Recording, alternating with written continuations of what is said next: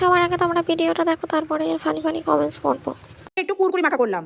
সন্ধ্যাবেলায় ছেলে দোতলায় কম্পিউটার চালাচ্ছিল। হঠাৎ আমাকে ফোন করে বললো, মা ঝাল ঝাল কিছু মাখিয়ে নিয়ে আসো না। ঠিক আছে, আমি ঝাল ঝাল করে ভাত মাখিয়ে নিয়ে আসি। না মা, ভাত কেন মাখিয়ে নিয়ে আসবে, তুমি অন্য কিছু মাখিয়ে নিয়ে আসো। ঠিক আছে দাঁড়া, তাহলে ঝাল ঝাল করে মুড়ি মাখিয়ে নিয়ে আসি। না মা, মুড়িও আমার খেতে ইচ্ছে করছে না।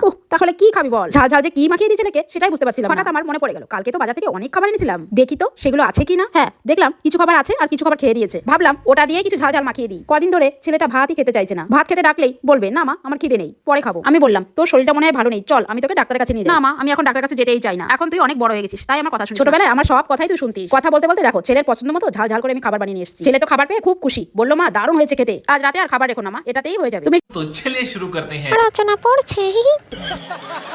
আরে বুড়ি, ওটা কম্পিউটার হবে। কাকিমা ওটা কম্পিউটার না, কম্পিউটার।